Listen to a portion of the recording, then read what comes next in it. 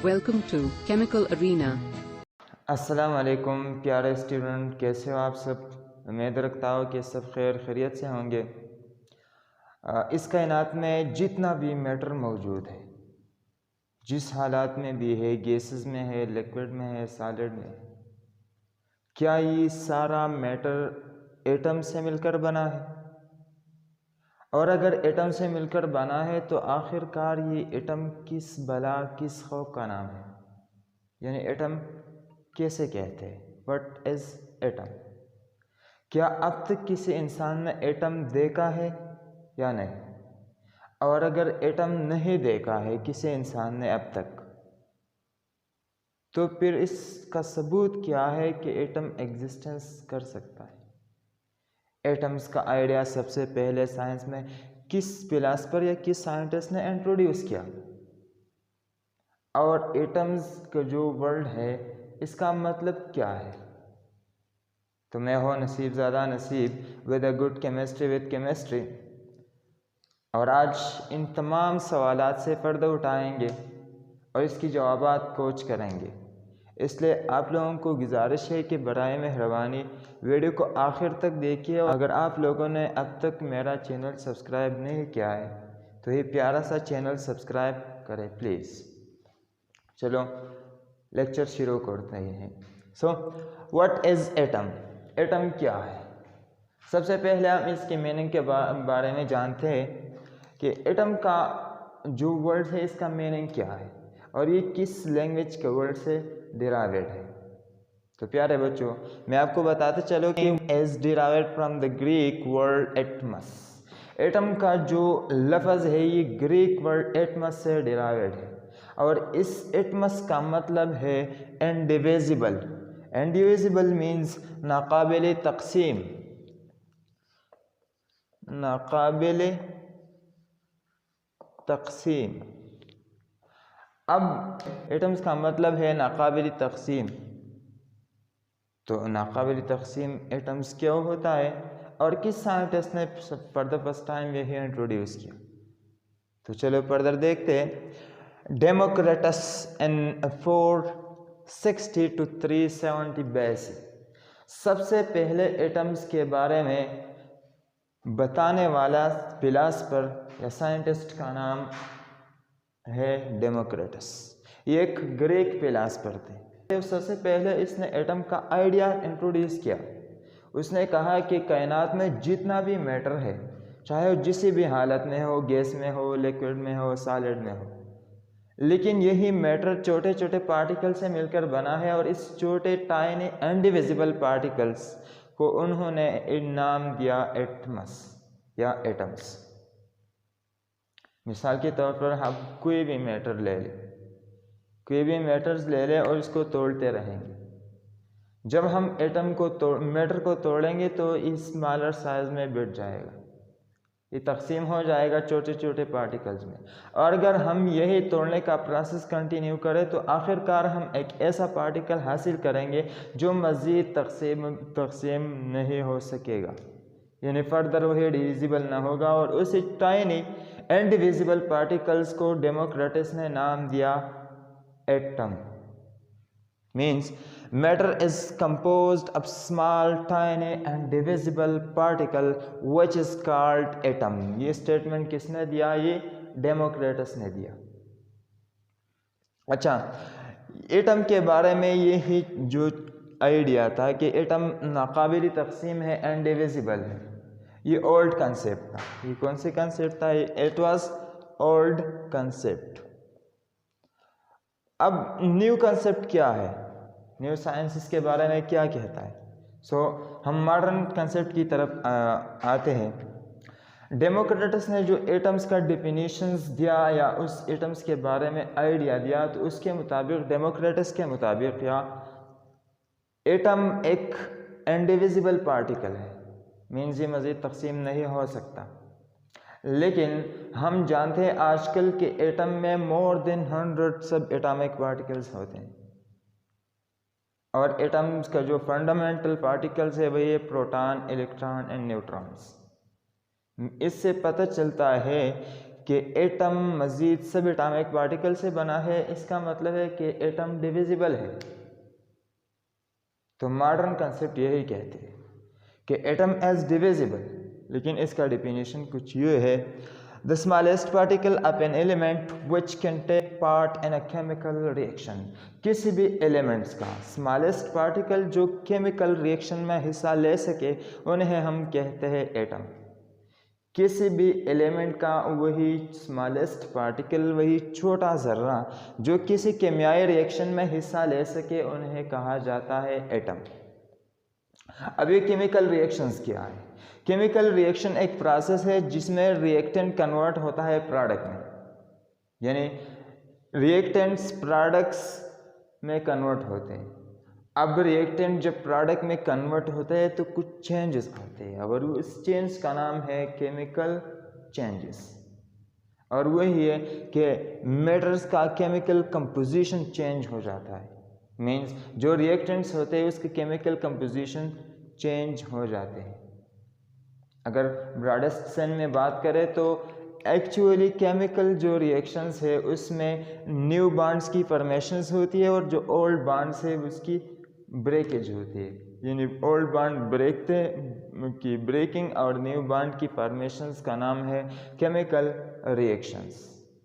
और ये atoms perform करते हैं केमिकल रिएक्शन। फॉर एग्जांपल हमने एग्जांपल दिया यहाँ पर, ये जो ग्रीन डॉट्स आप लोगों को नज़र आ रहे हैं तो ये मैंने दिखा है हाइड्रोजन एलिमेंट्स, और ये रेड जो है, ये रेड बॉक्स के अंदर जो भी है ये क्लोरीन एटम्स है।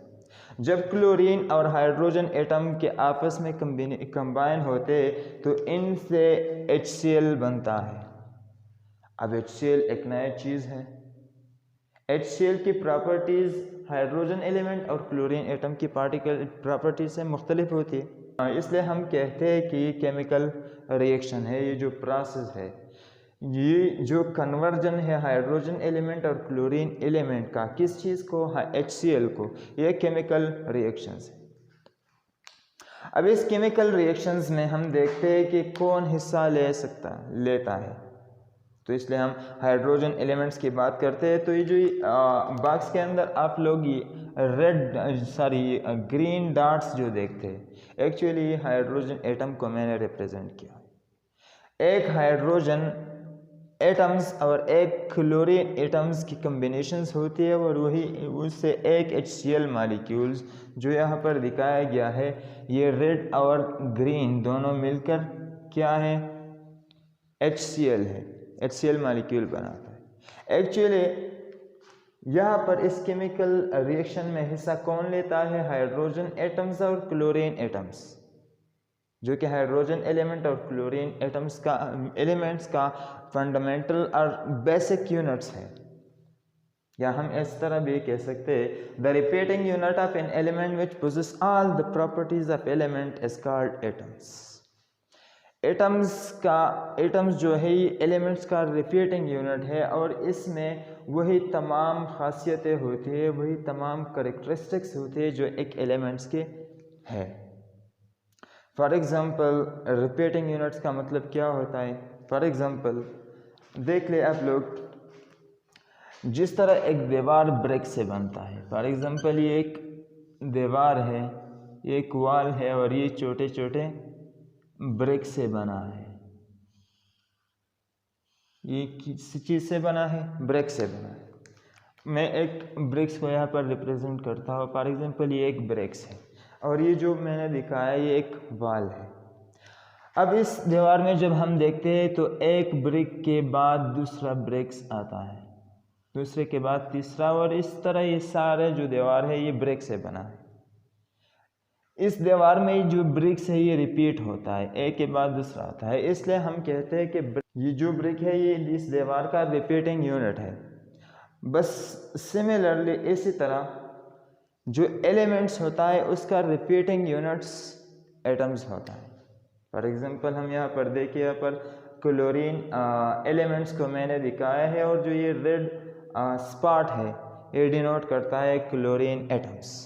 इसलिए जो सारा एक क्लोरीन एलिमेंट्स है ये किस चीज़ से बना है, क्लोरीन एटम से बना है।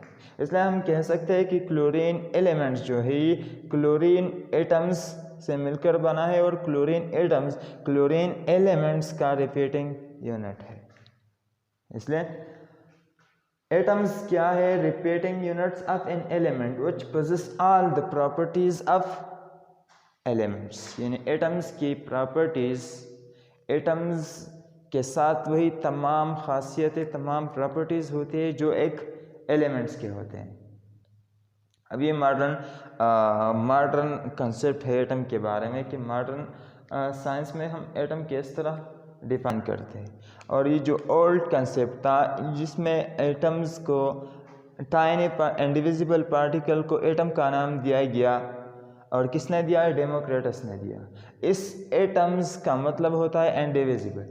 अगरचे मॉडर्न साइंस में भी एटम्स का वर्ड वैसे यूज़ होता है, लेकिन इसका मतलब ये नहीं कि एटम इंडिविजिबल है, सिर्फ नाम चेंज नहीं किया गया। बाकी हम जानते हैं कि एटम इज़ डिविजिबल। प्यारे बच्चों, एटम्स में दो पार्ट्स होते हैं। मेनली एटम्स में कितने पार्ट्स होते हैं? दो पार्ट्स होते हैं। इनको पहले को सेंट्रल पार्ट्स या न्यूक्लियस कहा जाता है, और दूसरे को एक्स्ट्रा न्यूक्लियर पार्ट या शेल्स कहा जाता है। अब ये सेंट्रल पार्ट को सेंट्रल पार्ट क्यों कहते हैं? Central part are nucleus present in the centre of atoms. इसको सेंट्रल इसलिए कहा जाता है क्योंकि ये एटम के सेंटर में मौजूद होता है, और ये made up of proton and neutrons. जो ये सेंट्रल पार्ट है ये प्रोटॉन और न्यूट्रॉन से बना है। यहाँ पर मैंने एक एटम दिखाया है आप लोगों को। इसमें जो ग्रीन सर्कल है, इसके अंदर जो भी है ये न्यूक्लियस है। इस ग्रीन सर्कल से शुरू होता है न्यूक्लियस।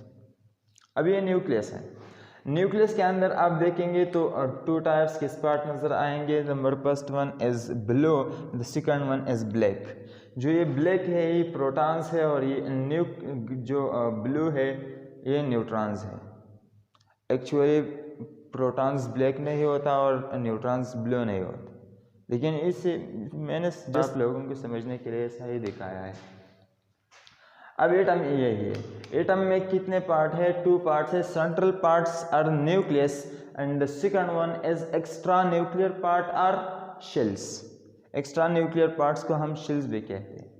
जो एटम का सेंट्रल पार्ट है ये एटम के सेंटर में मौजूद होता है, और ये प्रोटॉन और न्यूट्रॉन से बना है। दूसरा जो पार्ट है extra nuclear part are shells. इसको एक्स्ट्रा न्यूक्लियर क्यों कहते हैं?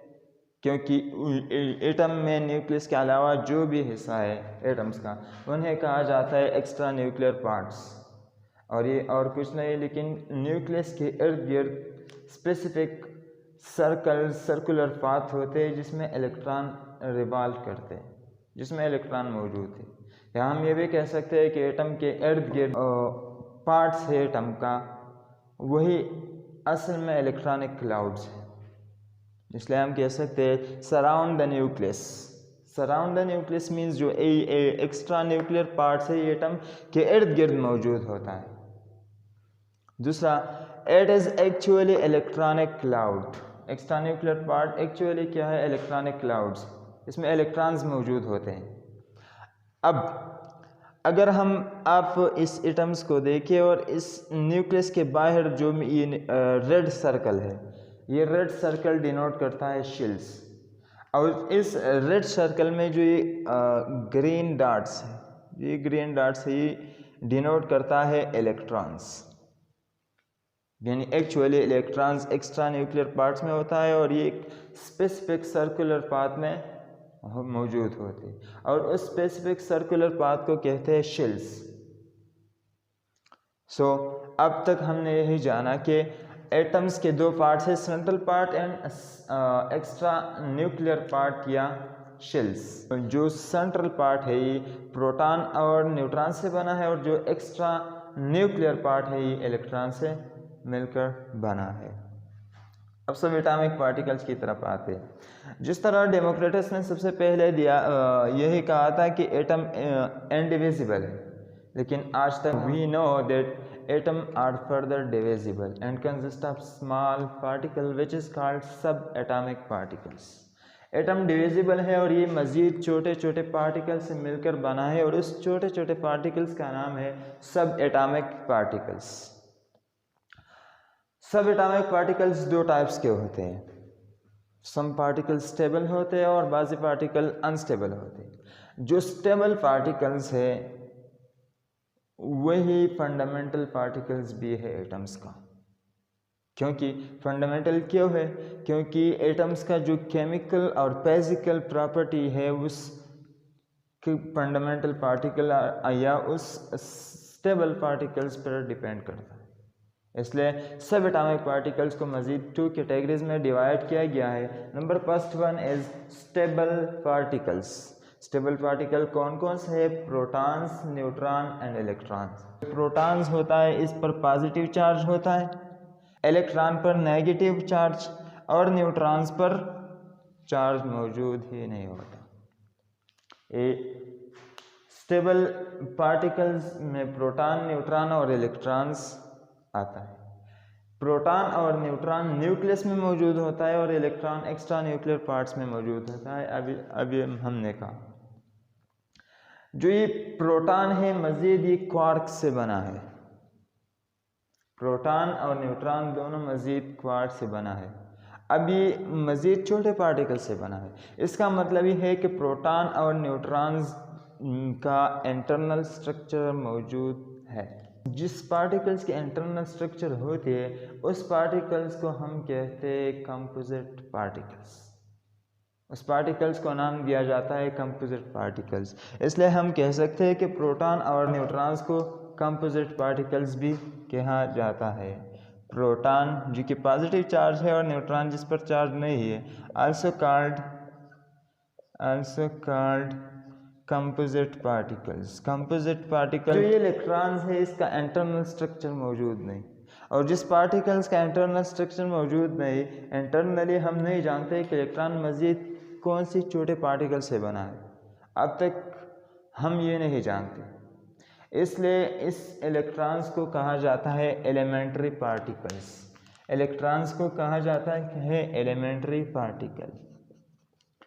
Elementary particles. इलेक्ट्रॉन्स को क्या कहा जाता है? Elementary particles. जो दूसरे टाइप्स है, दूसरी कैटेगरी है सब एटॉमिक पार्टिकल्स है पार्टिकल्स में, उसमें आता है अनस्टेबल पार्टिकल्स। उसका नाम है अनस्टेबल पार्टिकल्स। यानी एटम्स में ऐसे भी पार्टिकल्स मौजूद होते हैं जो अनस्टेबल होते हैं। For example bosons particles, meson particle, neutrinos, antineutrinos etcetera. ये जो भी पार्टिकल्स है अनस्टेबल है, और हम जानते हैं कि more than 100 particles are present within the atoms. और इस सब एटॉमिक पार्टिकल्स का ज़्यादातर जो होते हैं न्यूक्लियस में मौजूद है। सो मोस्ट ऑफ सब एटॉमिक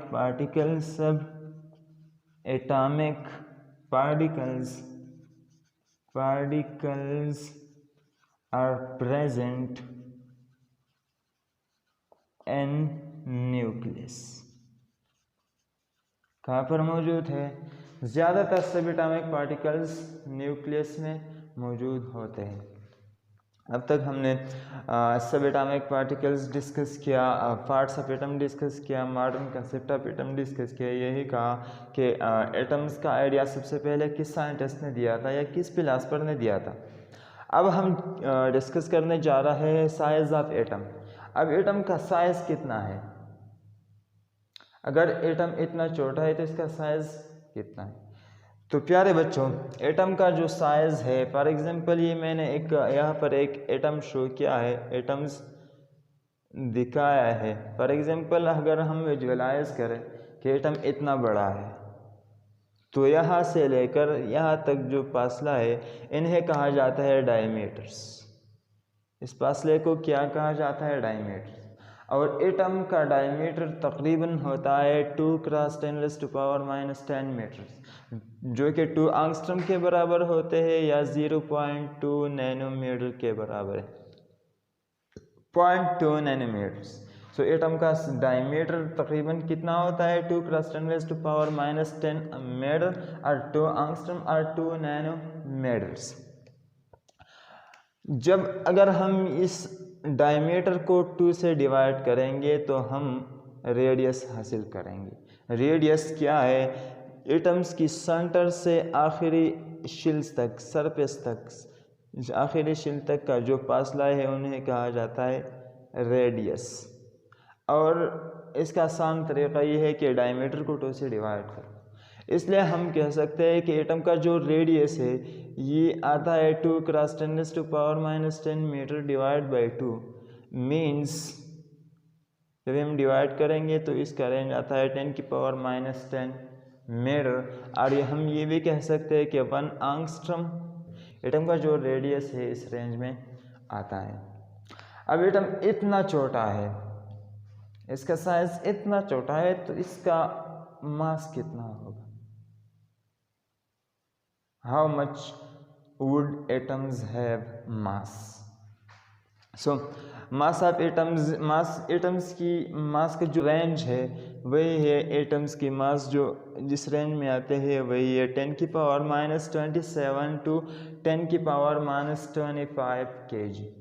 यानी एटम का मास, एटॉमिक मास का जो रेंज है उस इस फिगर्स के अंदर मौजूद है। 10⁻⁻27 से लेकर 10⁻⁻25 kg तक एटम का मास हो सकता है।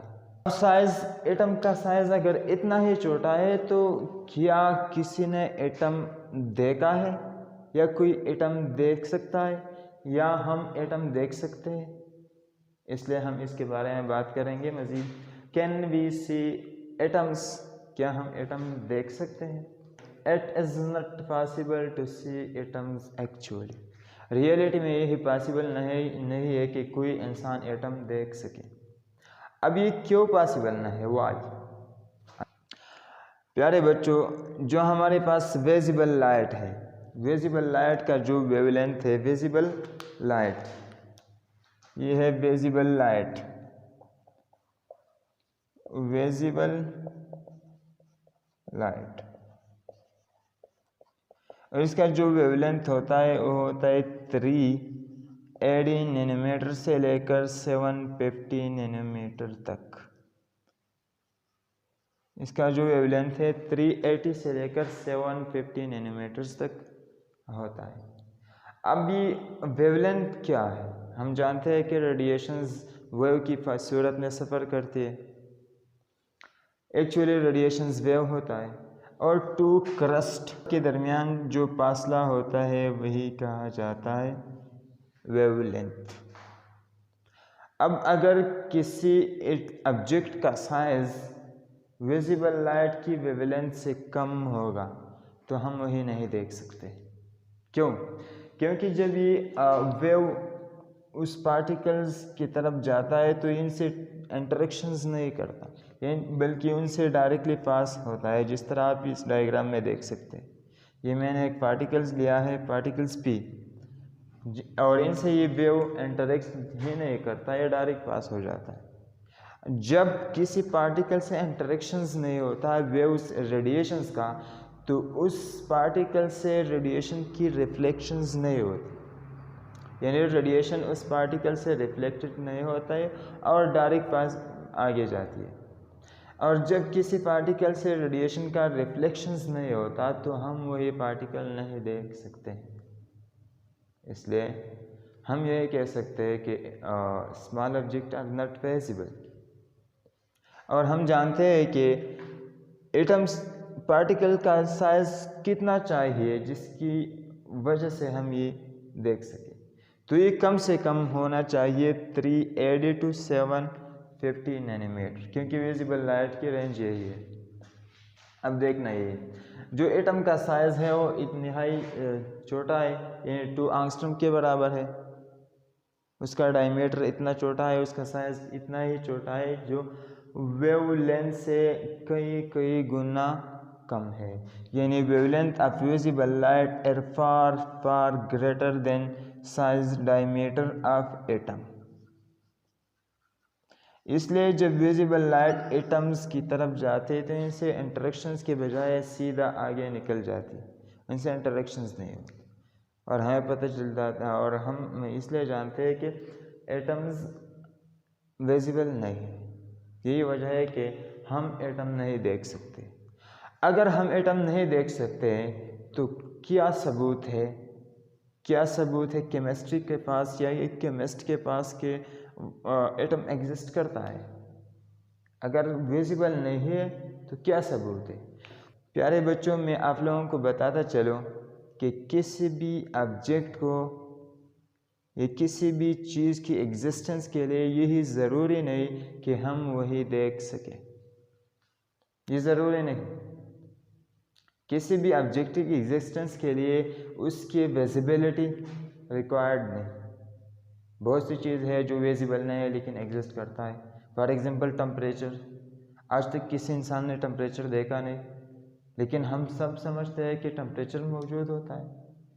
हम कहते हैं इतने डिग्री टेम्परेचर है, इतना है, 25 है, 30 है, 35 है, 40 है, सर्दी है, गर्मी है, लेकिन अब तक कि किसने देखा तो नहीं। प्यारे बच्चों, जो हमारे पास जो माइक्रोस्कोप होती है, माइक्रोस्कोप एक ऐसा मशीन से होता है जो छोटे छोटे पार्टिकल्स को भी बड़ा करके दिखाता है, उनका इमेज मैग्नीफाइड करके हमें दिखाता है। लेकिन हमारे पास जो माइक्रोस्कोप होते हैं 2 टाइप्स के होता है। Number first ordinary optical microscope. Ordinary optical microscope जो होता है इसमें लाइट यूज़ होता है, और हम जानते हैं कि लाइट की वेवलेंथ कितना है, 380 से लेकर 750 नैनोमीटर तक। लेकिन ऑर्डिनरी ऑप्टिकल माइक्रोस्कोप में ज़्यादातर जो लाइट यूज़ होता है वही इसका वेवलेंथ होता है 500 नैनोमीटर्स। अब एटम का साइज 500 नैनोमीटर से कम है, तो इसलिए ऑर्डिनरी ऑप्टिकल माइक्रोस्कोप की मदद से विजिबल नहीं, हम ऑब्जर्व नहीं कर सकते, हम नहीं देख सकते। दूसरी बात, दूसरा जो माइक्रोस्कोप है वही है इलेक्ट्रॉन माइक्रोस्कोप। कौन सा? Electron microscope. इलेक्ट्रॉन माइक्रोस्कोप में क्या चीज़ होता है, यूज़ होता है, इसमें electrons as a beam use होता है, इलेक्ट्रॉन्स बीम।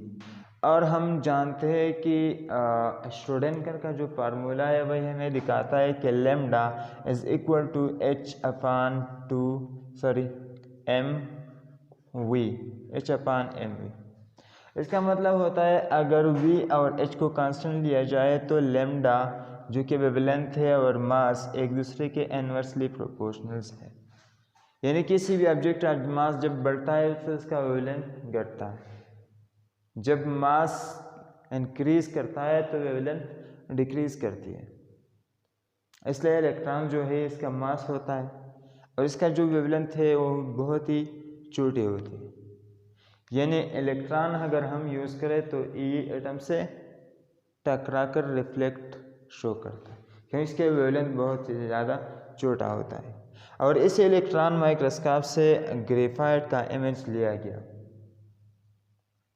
जो कि मैंने यहाँ पर दिखाया है, और यही इमेज को 15 मिलियन टाइम्स मैग्नीफाइड किया गया। ग्रेफाइट का जो इमेज ही 15 मिलियन टाइम्स मैग्नीफाइड किया गया। इसमें कुछ बैंड्स नज़र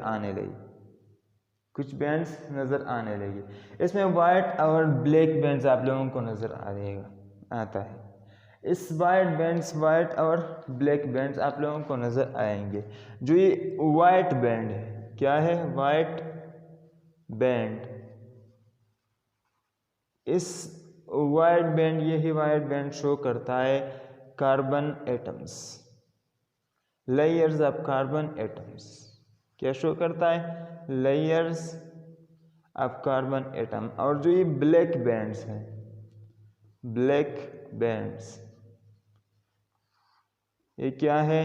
कार्बन लेयर्स के दरमियान जो स्पेस है वही स्पेस रिप्रेजेंट करता है, space between layers of carbon atoms, जो यहाँ पर ये इमेज दिखाया गया है, मैंने शो किया है, आप देख सकते हैं। इसलिए हम कह सकते हैं कि एटम्स मौजूद होते, एग्जिस्ट करते। इसके अलावा बहुत से एविडेंस है। फॉर एग्जांपल हम कहते हैं कि आयर्स में मॉलिक्यूल्स होते हैं और मॉलिक्यूल्स एटम से मिलकर बने होते हैं। अगर एटम्स अब ना होता तो मॉलिक्यूल्स ना होते, अगर मॉलिक्यूल्स ना होता तो आयर एग्जिस्ट ही नहीं करता। लेकिन एक्चुअली जब बेंड्स चलते हैं तो हमें पता चलता है कि यहाँ पर बेंड्स चल रही है। इसका मतलब है कि एटम एग्जिस्ट करता है। इसका मतलब क्या है? एटम एग्जिस्ट करता है। लेकिन एटम बहुत ही छोटा है, बहुत ही स्मॉल टाइनी पार्टिकल्स, इसलिए हम नेक्ड आई से वही नहीं देख सकते। तो आज के लेक्चर में प्यारे बच्चों हमने यही कुछ बातें की एटम्स के बारे में कि एटम्स क्या है, इसका मीनिंग क्या है, मॉडर्न एटम्स का जो कंसेप्ट है, मॉडर्न कंसेप्ट क्या है। इसके अलावा एटम्स के कितने पार्ट्स है और सब एटॉमिक पार्टिकल्स क्या है, इसके कितने टाइप्स है सब एटॉमिक पार्टिकल्स के। इसके अलावा साइज ऑफ एटम किस रेंज में आता है और इसका मास किस रेंज में आता है। क्या हम एटम देख सकते हैं, और अगर देख सकते हैं तो इसका एविडेंस क्या है। शुक्रिया, thanks for watching the video.